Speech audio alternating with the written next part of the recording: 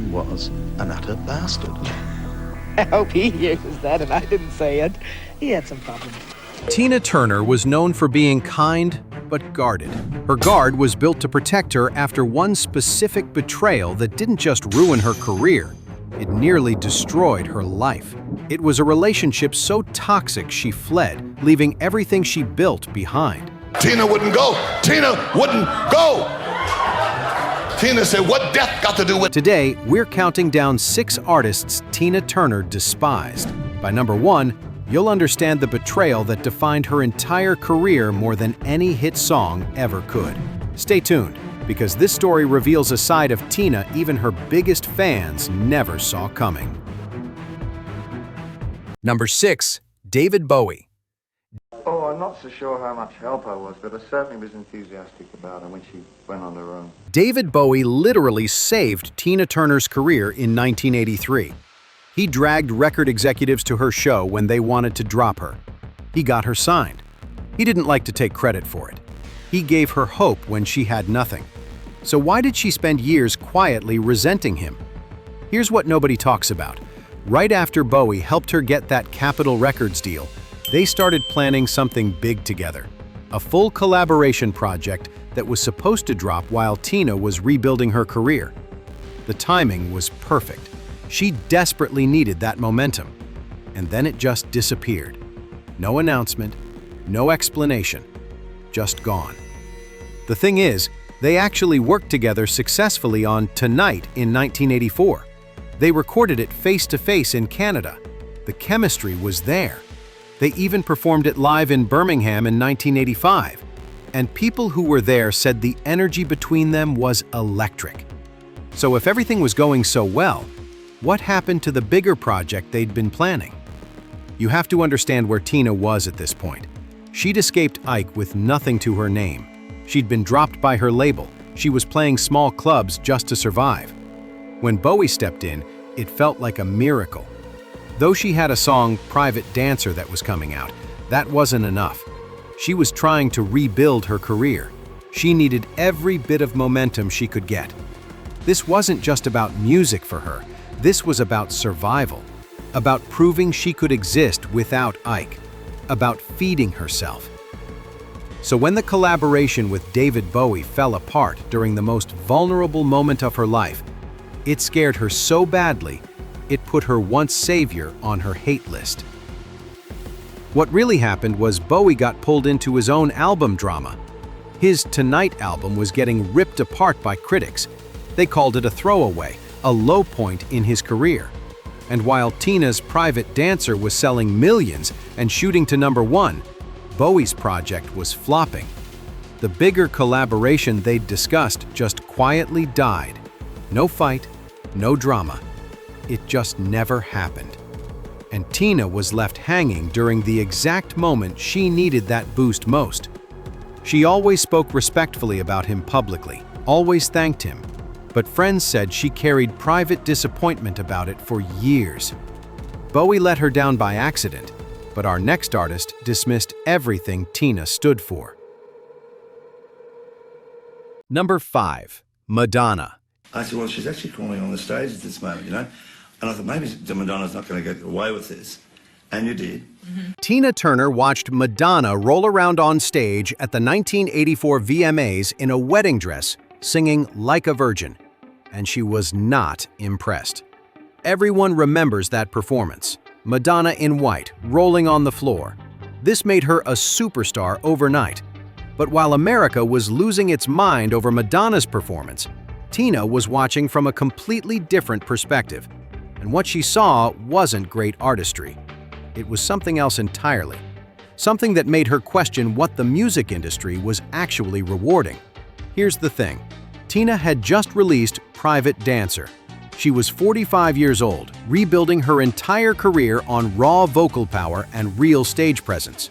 No gimmicks, just her voice and pure vocal talent. Then here comes Madonna, younger, provocative, everything the new generation wanted. And the media began making comparisons, calling them both queens, putting them in the same conversations. And Tina, she hated it. This wasn't jealousy. This was about principles. Tina had survived abuse. She'd clawed her way back from nothing by being real, by giving audiences something genuine every single night. She sang live. She poured her soul out. Meanwhile, Madonna was building an empire on controversy and constant reinvention. And yeah, people noticed she was lip-syncing during performances too. For Tina, who'd spent decades proving her talent, this felt like a betrayal of what performing was supposed to be about. Tina didn't hide how she felt. She openly criticized Madonna. When interviewers compared her to Madonna, she'd dismiss it with this look that said, "We are not the same." An interviewer sitting beside her at the VMAs revealed Tina's reaction to Madonna's VMA performance. And I was sitting next to Tina Turner, and you were crawling over the stage, and she turned around and said, "What on earth is that woman doing?" She saw Madonna as image over substance, someone who used provocative looks to sell albums, not talent. But here's where it gets interesting. Tina also admitted Madonna was smart, like business genius smart. She's a smart woman and she's beautiful. Her disdain toward Madonna was never about personal beef. It was her refusal to accept Madonna's style of music. She believed vocal talent was important to every artist. Madonna chose image over voice, but the next producer buried Tina's voice completely. Number 4. Phil Spector. Jack, you don't have a more substantial tambourine out there, do you? Phil Spector created one of the most iconic songs of Tina Turner's career, River Deep, Mountain High, a masterpiece. And Tina absolutely hated working on it because of what happened during the recording session. Tina walked into Gold Star Studios in Los Angeles to work with Phil Spector, the man already famous for his wall of sound production style. For Tina, this was supposed to be it, her breakout moment, a chance to finally step out of Ike's shadow. But instead of a dream session, it became one of the most chaotic recording experiences of her career. Here's what people don't realize about that recording session. Tina sang her heart out. Take after take after take, she gave everything she had. But when Spector mixed the final track, something was off. Her voice was there, sure, but it was buried, drowned under this massive wall of strings, drums, and backup singers. Everything was so loud, so overwhelming, that Tina's actual voice got lost in the chaos. And she noticed. She definitely noticed. This audio recording from the session showed he wanted his sounds to speak volumes. One more time. Earl, I need a bass drum hit there. Ba-bum, ba-bum, ba-bum. This wasn't just about the song. It was about control. Phil Spector ran those sessions like a dictator. He decided everything, every instrument, every note, every vocal. Tina was supposed to be the star, but she felt like just another instrument in his wall of sound. And for someone like Tina, who'd already spent years being controlled by Ike, this hit differently. She was being pushed aside on her own record. Years later, Tina finally admitted it. She hated Spector's controlling approach, hated how her raw delivery got buried beneath all that production. The song became huge in Europe, iconic, but in America, it flopped. Barely cracked the charts, and that failure made everything worse. This situation reminded her of feeling powerless in the studio, of being treated like she didn't matter in her own moment. Spector controlled the studio, making a song that should have been a hit flop, but the next feud was about who controlled the crown. Number 3. Aretha Franklin.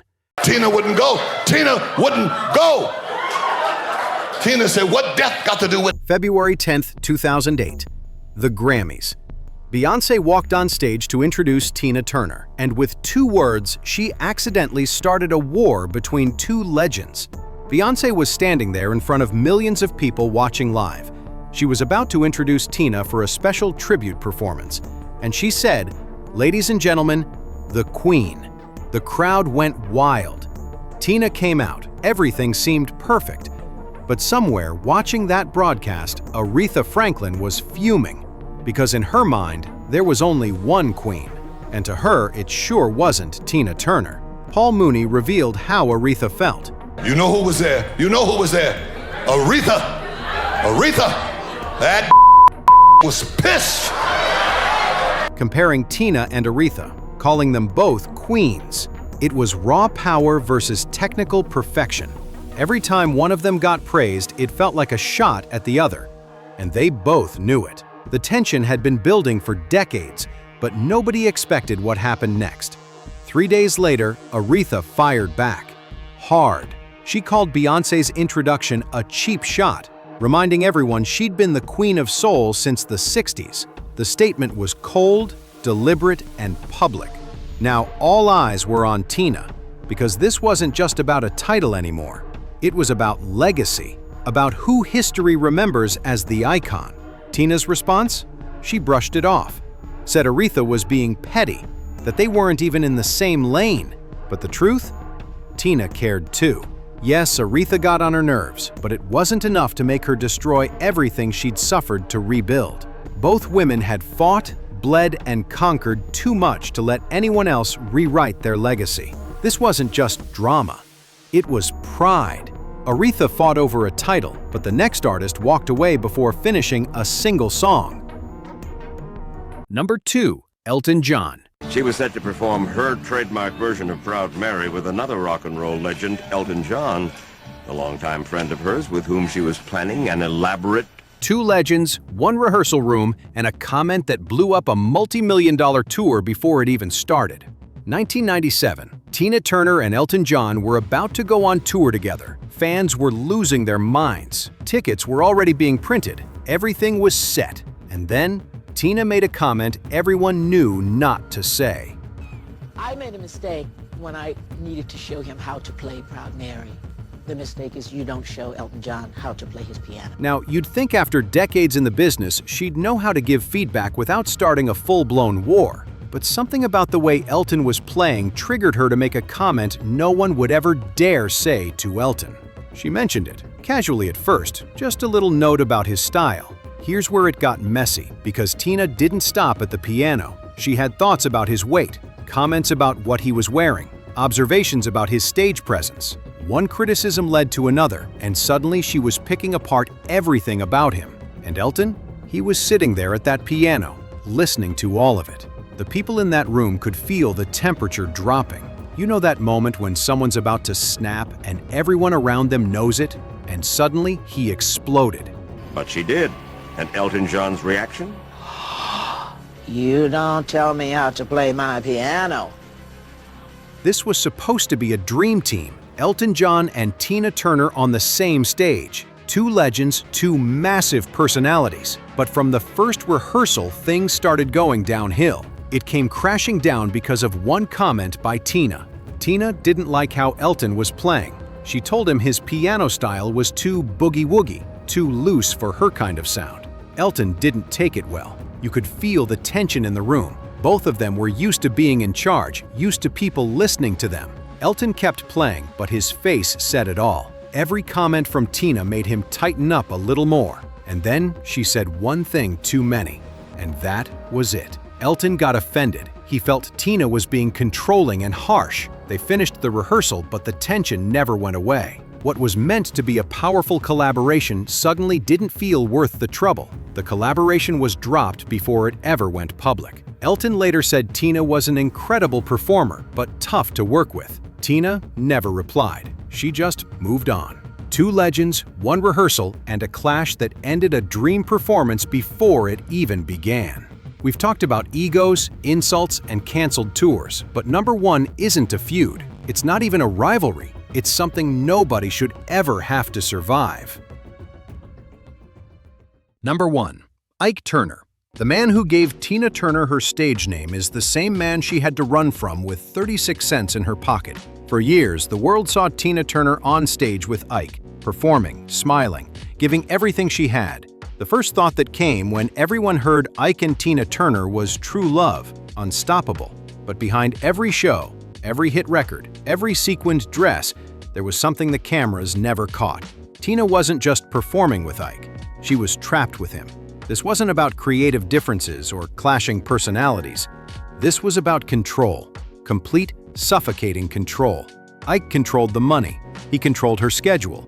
He controlled where she went, who she talked to, what she wore. And when she didn't do exactly what he wanted, he made sure she paid for it. The abuse wasn't occasional. It wasn't just in private. People around them knew. Musicians knew. But no one said anything. And Tina kept performing because she had no choice. No money of her own. He kept everything. Because when you were with him, he kept all the money from the act, didn't he? He kept all the money and He kept everything. He always said, when you leave, you will leave like you came. Every performance for her was a preview of the abuse she would face after. Imagine being on stage, giving the performance of your life, and knowing that the second you step off that stage, you're walking back into a nightmare. She had a name, built a career, was famous, yet still had nothing of monetary value to that name. Every night, Tina had to make a choice: keep going or lose everything. And for years, she chose survival. She smiled through the bruises, sang through the fear, performed through the pain, because leaving meant starting over with absolutely nothing. But there's only so much a person can take before something breaks. I was on drugs, very insecure, and I had no money, I had no place to go, but I just took a chance. I said, Remember when we said that guarded demeanor was built to protect her after one betrayal nearly destroyed her life? Here's the truth that changes everything. That escape in 1976 wasn't just leaving an abusive marriage. It was choosing survival over everything she'd ever known. She fled with 36 cents and a gas station credit card. No plan, just the will to live. Every guarded moment, every careful boundary we just covered, all learned from one toxic relationship. That woman who fled with nothing grew into a legend who rebuilt everything on her own terms. Her guard was survival. And there you have it. 6 artists Tina Turner revealed she hated the most. Thanks for watching. And don't forget to check out our video where Toni Braxton finally revealed the 6 musicians she hated the most.